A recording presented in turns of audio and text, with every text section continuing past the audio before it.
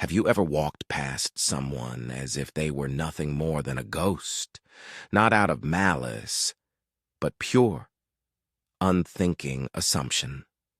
That's precisely how Ammani was treated by most. Every night at precisely 9 p.m., she pushed her industrial mop bucket through the wide glass doors of Everstead Industries, a billion-dollar tech firm headquartered in Tempe, Arizona.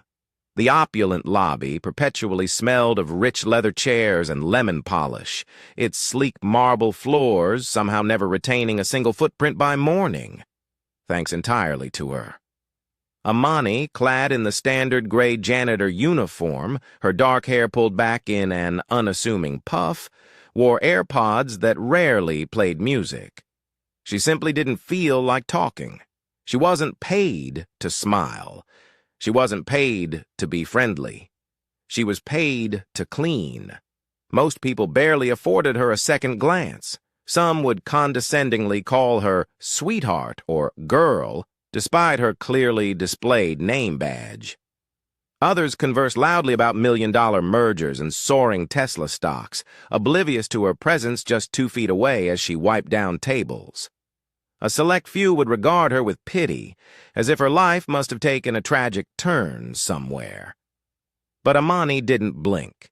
She operated with a quiet, unwavering rhythm. Vacuum first, then trash bins, then desks, always in that precise order. And when the executives inevitably stayed late, a frequent occurrence, they would laugh and joke as if she were utterly invisible. One particularly late night, a junior VP named Trevor Blaine managed to spill his protein shake across the hallway. He offered no apology, merely pointing and declaring, "You missed a spot." Ammani met his gaze, silent and calm, before simply wiping up the mess. He chuckled, a self-satisfied smirk on his face, as if he'd just triumphed in some petty contest. What Trevor Blaine, in his self-important glee, failed to grasp was that for 3 months, Ammani had been meticulously tracking his illicit stock manipulation. She knew every detail of his lavish misuse of company funds during those team-building retreats in Las Vegas. She didn't say a word. She never did. That very same week, 2 new hires in HR snapped a selfie in the break room, later posting a flippant joke on Instagram, tagging it late-night ghosts, as Ammani's stoic figure inadvertently entered their frame. "Didn't even know we had night staff," one commented. "Ghost lady looks mad serious," another replied. Ammani saw it. She screenshotted it, saving it meticulously to her file. See, what they remained oblivious to, what no one cared enough to inquire about, was that Ammani held a master's degree in finance from Arizona State University, graduating in the top 5% of her class. Her rightful place could have been behind a polished desk, her name engraved on a brass plaque. Yet, she chose this. Ammani's mother, Celeste Renier, had dedicated 29 years to Everstead, never missing a single shift. Everyone loved her, that is, until she fell gravely ill. Stage 4. Everstead Industries, the very company Celeste had served faithfully for nearly 3 decades, offered no sick pay, no benefits, and no solace. They merely suggested she resign if her illness proved too debilitating.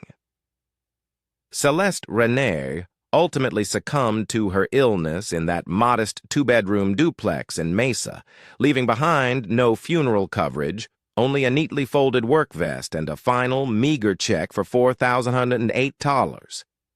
And so, Ammani returned to Everstead's hallowed halls, not for vengeance, but for a stark, unyielding clarity. She applied under her middle name, furnished an outdated address, and conspicuously omitted any mention of her formidable education. A single interview was all it took for her to secure the position. Some individuals pursue power with thundering declarations and audacious displays. Ammani, however, stalked it in profound silence. But silence in her case was not a mark of weakness. It was the formidable power of observation, and Ammani had been watching for a very long time. Ammani's earliest memories weren't of playgrounds or Saturday morning cartoons. They were of her mother, Celeste Renier, hands raw from bleach, standing over a sink, scrubbing uniforms, humming gospel songs, softly under her breath after grueling 10-hour shifts. Celeste didn't complain. She simply didn't have the luxury of time for it. Bills were perpetually due, rent was always creeping higher, and Ammani always needed something for school. Yet somehow her mother always made it work. Every morning, Celeste would catch the 5:45 a.m. bus from Mesa to Tempe, dozing off on the ride, her packed lunch in her lap, hair neatly tied back and shoes impeccably polished, even though she'd return home covered in grime.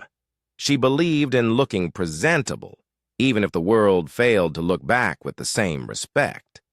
At night, she'd arrive home just in time to heat up leftovers and gently inquire about Ammani's homework. They didn't possess much, but what they had was forged from dignity. Celeste would often say, "Clean work is honest work, but don't let it be your only option, baby. Learn money, learn systems, learn who really holds the power." Ammani absorbed every single word. By the time she turned 16, Ammani was already dissecting budgets with more acumen than half the adults in their neighborhood. At 22, she was writing freelance reports on complex market trends while waiting tables to make ends meet. She could have easily transitioned into the corporate world, but something held her back. When Celeste was diagnosed, the decline was brutally swift. A mere 6 months between her first ER visit and her last breath. Everstead Industries offered no visits, no comforting cards, no sympathetic check-ins, just a cold, impersonal form email stating her status had been updated. Ammani remembered that email vividly. She remembered staring at it through a blur of tears as the hospice nurse quietly unplugged the machines. That was the precise moment she decided they wouldn't get away with pretending her mother had never existed. She didn't storm into the HR office. She didn't file a furious complaint. Instead, she went quiet, calculated, and meticulously began to execute her plan. She saved every single dollar, lived frugally, and took on every night gig and day gig she could find. At one point, she was juggling 3 jobs and still devouring stock market blogs on her phone during her meager breaks. Every bonus, every spare penny, went straight into acquiring Everstead shares, pennies at first, then dollars, then thousands. She understood the system intimately, who owned what, which long-serving board members were just biding their time until retirement, and which ones consistently skipped proxy votes. She started cultivating quiet alliances, making friends with other janitors, cafeteria staff, the unassuming parking garage attendant, and even a security guard named Luis, who harbored just as much disdain for the corporate brass as she did. "I'm telling you, they don't see us," Luis once remarked, sipping vending machine coffee with her at 2 a.m. "We could be planning a whole heist and they'd still walk past like we're just chairs." Ammani smiled faintly, her fingers tapping rhythmically on her phone. "Not a heist," she murmured. "Something better." But something better demanded time, unwavering patience, and absolutely no mistakes. There was a peculiar quiet about office buildings at night. The way the fluorescent lights hummed with a low, constant drone. The way voices echoed, just a little too loudly in empty hallways. You learned things if you stayed quiet long enough. Ammani ensured she was always nearby. Not too close, just close enough to hear. She...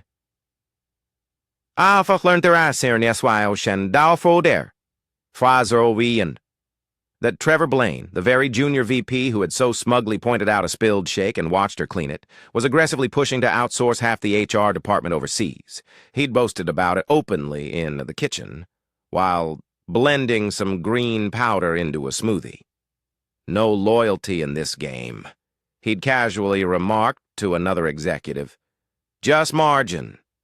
Anyone who thinks their family's here is clueless. They had both shared a laugh, a loud, dismissive sound that echoed in the quiet space. That night, as Ammani emptied the trash in the executive suite, she noticed a crumpled itinerary in Trevor's bin. Flights, hotel rooms, and something vaguely labeled entertainment budget for a trip to Miami that was clearly not on the company's official books. She didn't take it. She didn't need to. A quick photo, and she moved on. Then there was Angela Renshaw, the sharp, impeccably dressed head of legal. Her perfect teeth flashed with every smile, and her high heels clicked like clockwork as she always walked 3 steps ahead of everyone else. One evening, she looked at Ammani, squinting as if trying to recall a distant memory, and mused, "You look like someone I used to know. What's your name again?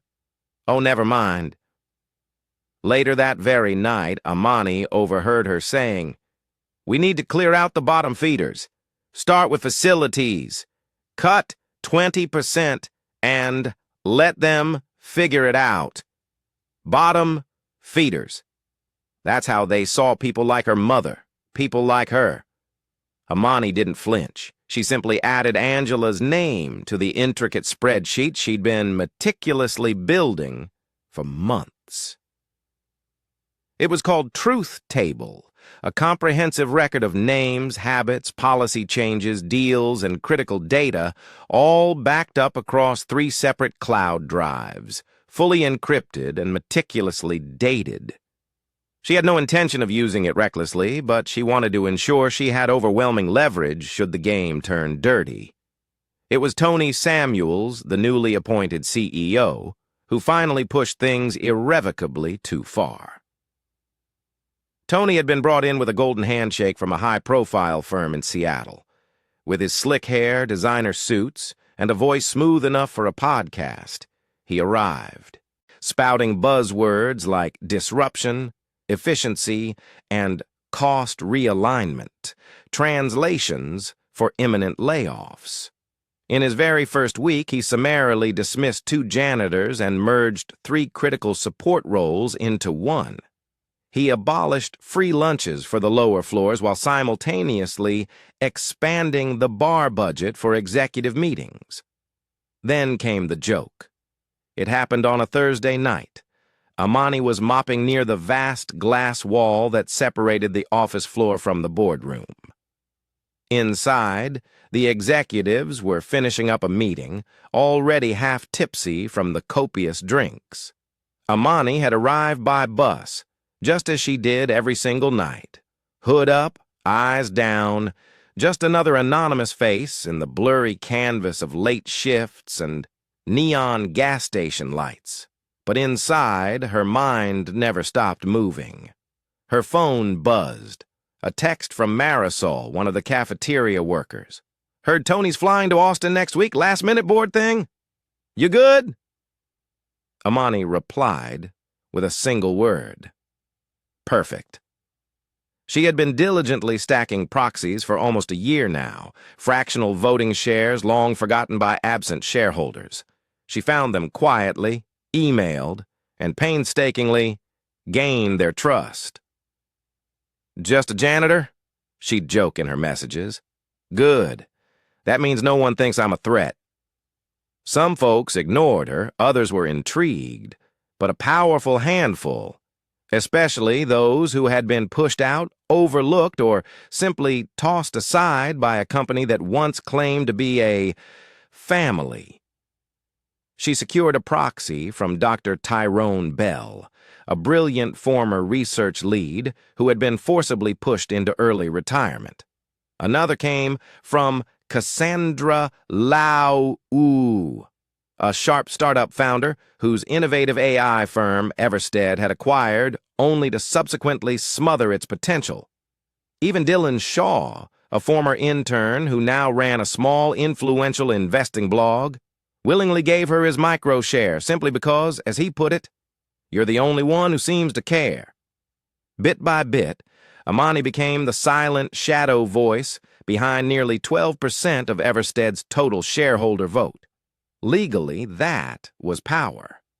Strategically, that was enough, but she wasn't done yet. One night after everyone else had cleared out, she sat alone in the empty executive lounge, typing out a document titled Motion for Removal of CEO Tony Samuels, Shareholder Submission. It was clean, concise, and straight to the point. No histrionics, just irrefutable data. She meticulously detailed Tony's unauthorized spending, the devastating layoffs, the plummeting quarterly morale reports, even the clandestine Miami trip, absurdly funded through a dummy contractor he'd brazenly claimed was for strategic development. Every single detail had a corresponding receipt, a verifiable trail. She cross-checked everything twice, then 3 more times, ensuring absolute accuracy. Luis, the ever-watchful security guard, walked by and spotted her at the polished table. "You know you're not supposed to be in here, right?" he said with a wry smirk. Ammani didn't look up from her screen.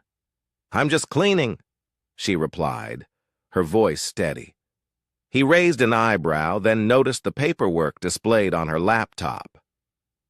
"Damn," he muttered, a hint of awe in his voice. "You're really about to do it, huh?" Ammani leaned back, a rare, almost imperceptible shift in her posture. Her voice remained calm, resonating with quiet conviction. "No one's going to hand us a seat at that table," she said, her gaze now meeting his. "So, I'm pulling one up, with or without permission." Luis chuckled, a deep, rumbling sound. "Let me know if you need backup. I'll wear a tie and everything." She offered a small, fleeting smile, the first in a long while. But the smile didn't last. The very next day, she received a text message from Marisol. "They're planning to cut more janitors. Tony's meeting with ops on Monday. Your name came up. They truly believed they could erase her, just as they had erased her mother." Monday morning hit with a brutal, oppressive force. Ammani stood by the dumpsters behind the building, her phone pressed to her ear, barely registering the cold, detached words from the other end of the line. "We're sorry, Miss Renee, but as part of the restructuring plan, your position is being terminated effective Friday. You'll receive 1 week's severance and a final paycheck." She didn't respond immediately. "Hello, Miss Renee," the voice prompted. "I heard you," she said flatly, devoid of any emotion. Then she hung up. No tears, no outburst, just a chilling confirmation of what she had already expected. She leaned against the rough cinder-block wall, staring up at the unforgiving Tempe sky. It was blazing hot, the June sun beating down relentlessly, but she didn't feel it. They really did it. They fired her. Fired Ammani Renee. For a fleeting moment, she had half a mind to walk straight into that building and expose their truths then and there, a fiery eruption of justice. But she took a deep, steadying breath, remembering her mother, remembering the profound reason she had embarked on this path. She still had leverage, still had the shares, still had the motion. She texted Luis, "Board meeting this Friday, 6 p.m. Tony will be there. I need to be in that room." Luis replied immediately with a thumbs-up emoji. That meant yes. Next, she hit send on 20 carefully crafted emails, dispatching them to all her proxy supporters, to the two best board members she had quietly won over, and to the assistant of the company's general counsel, a meticulous individual who always replied late, but crucially, always replied. Then, with a practiced motion, she picked up her mop and returned to her routine. Tuesday, Wednesday, Thursday, she cleaned as if nothing had changed, her movements precise, her face unreadable. No one noticed the subtle pacing, the quick, almost imperceptible glances at her phone, or the stack of incriminating documents she kept meticulously hidden in her locker beneath a roll of trash bags. Friday arrived. The boardroom was already buzzing with the low hum of conversation when she stepped off the freight elevator at precisely 5:55 p.m. She wasn't in her uniform. This time she wore a sharp black blazer, perfectly fitted jeans, and sleek sneakers. Her badge still worked. Luis had made sure of that. She walked down the hall slowly, her head held high, every step radiating in quiet confidence. Inside, Tony Samuels was mid-joke again, his voice booming with self-importance. "I'm telling you," he declared to the board, "the best move I made was cutting dead weight. Sometimes you've got to stop feeding the bottom to float the top." He didn't see her yet, but one of the long-standing board members did. Charles Mendes, a man with distinguished gray hair and quiet, sharp eyes, watched her approach. Tony finally noticed her standing in the doorway, his jovial expression replaced by a look of annoyance. "Can I help you, miss? This is a private meeting." Ammani didn't flinch. "No need," she said, her voice clear and calm, cutting through the boardroom chatter. "I'm here as a shareholder, and I'm submitting this." She walked purposefully to the polished table and placed a slim, dark folder precisely in the center. Inside lay the motion for removal, bolstered by proxy support, and meticulous documentation. All perfectly legal. All locked down. A stunned silence descended upon the room. Tony stared at her as if she had just pulled a bizarre prank. "Is this a joke? Who let her in here?" He, sputtered, his face beginning to redden. Charles Mendes cleared his throat, his gaze firm. "She's within her rights, Tony. Her paperwork's in order." Another board member, a woman with a no-nonsense demeanor, nodded slowly. "I got her email. I gave her my proxy." Then came the ripple. One by one, hands began to rise around the table. "I did too. She's got mine. She reached out. I agreed." Tony's forced smile vanished, replaced by a look of bewildered rage. "Wait a minute. This is absurd. She cleans toilets." Ammani took another step forward, her voice resonating with quiet power. "I clean what gets dirty," she stated, her gaze sweeping across the faces at the table. "And right now that includes this board." But this wasn't about anger. This was about action. About flipping the script in front of the very people who had once believed she couldn't even read it. Tony stood frozen, the angry red on his face spreading down his neck as if he were overheating from the inside out. "You don't have the authority to pull something like this," he snapped, his voice tight with suppressed fury.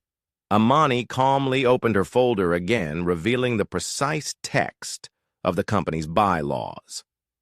"I have 11.6% of the vote," she stated, her voice unwavering, "enough to call for a formal review under Article 7, Section B of the shareholder agreement." She didn't raise her voice. She didn't have to. Mendes leaned forward, quickly flipping through the pages of the motion. "She's not wrong," he confirmed, his voice grave. "This is solid. You'd know that if you actually read the bylaws instead of outsourcing everything to your assistant." Tony reached for a glass of water, his hand trembling so violently he nearly knocked it over. "This is a stunt!" he barked, his eyes wide with disbelief. "You think you're going to come in here dressed like that, and what? Stage a coup?" Ammani didn't blink. "I came dressed for work, you came dressed for excuses." There were small sounds, clearing throats, shuffling papers, but no one laughed this time.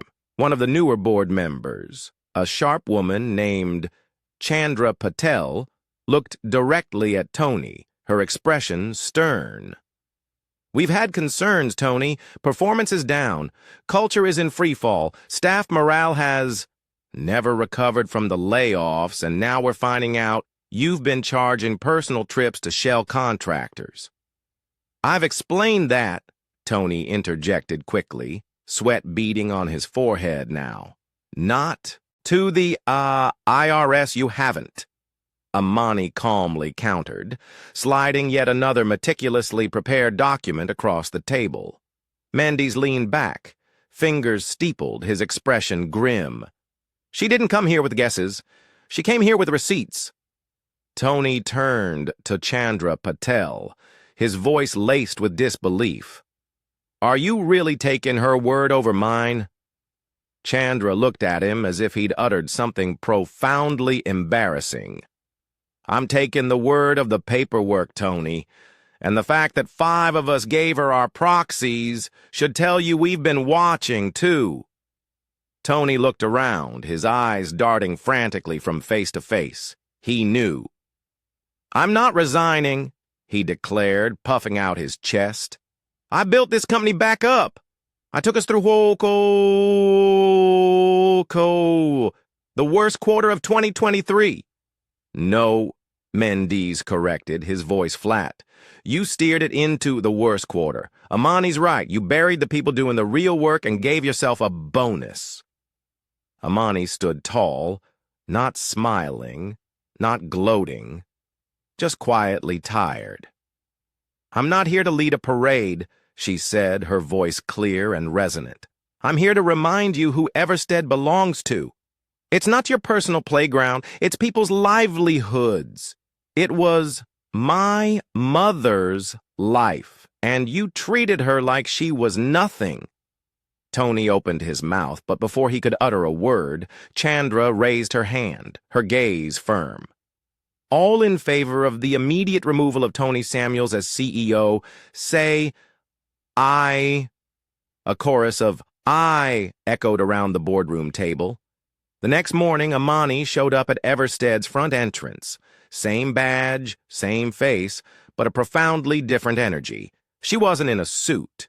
She wasn't carrying a briefcase. She wore the very same uniform they had fired her in. Because this wasn't about image, it was about finishing what she had started. Marisol found her in the cafeteria, her eyes wide with disbelief. "Girl, you serious right now? That really happened?" Ammani nodded, sipping from a foam cup of black coffee. "It happened." Luis walked by, offering a mock salute with 2 fingers. "CEO Slayer," Ammani smirked faintly. "Don't gas me up." Later that week, an email went out company-wide, not from Ammani, but from the board itself. The subject line read, "Change begins with acknowledging the people who build the foundation." In it, they announced the formation of a temporary executive committee that notably included 2 facility staff members, 1 cafeteria lead, and a junior software engineer. Not because it looked good, but because Ammani had meticulously ensured their voices would be heard. Severance policies were immediately reviewed, layoffs halted, and the exorbitant executive bar budget was eliminated entirely. That money was redirected straight into comprehensive health benefits and robust training programs for all staff. They even renamed the company's Community Outreach Initiative, the Celeste Project. Ammani hadn't asked for that, but when she saw the logo, her mother's name printed in shimmering gold on a rich navy background, she quietly walked to the women's restroom and cried for 5 minutes, not because she was sad, but because it mattered. It truly mattered. Now, 3 weeks later, Charles Mendez asked her again if she would consider an official leadership position. She said no again. "Then what do you want?" he asked, a hint of genuine curiosity in his voice. "I want to keep showing up at 9 p.m., she said. "At least for now. Keep watching. Keep making sure they don't forget." "Seems like a waste of your brain," he replied, a touch of genuine concern in his voice. Ammani merely shrugged. "I don't need a desk to think." Before leaving the room, she turned back to him, her gaze piercing. "And if anyone else ever calls a janitor deadweight again, you better believe they'll be next." Her voice dropped slightly, filled with an unwavering conviction. "Sometimes the ones everyone overlooks end up being the only ones who care enough to fix what's broken. Sometimes the person you think is just mopping floors is actually clearing space for something much, much better." Ammani never truly wanted revenge. She wanted respect. She wanted truth. And more than anything, she wanted to make absolutely sure her mother's life and work truly meant something. Now finally it did. Because real power doesn't come from titles or gleaming corner offices. It comes from the quiet courage to do what's right when nobody believes you even can. If you've ever been underestimated, ignored, or looked down upon, remember, your story isn't over. You don't have to shout to be strong. Sometimes the quiet ones change everything. Now go prove them.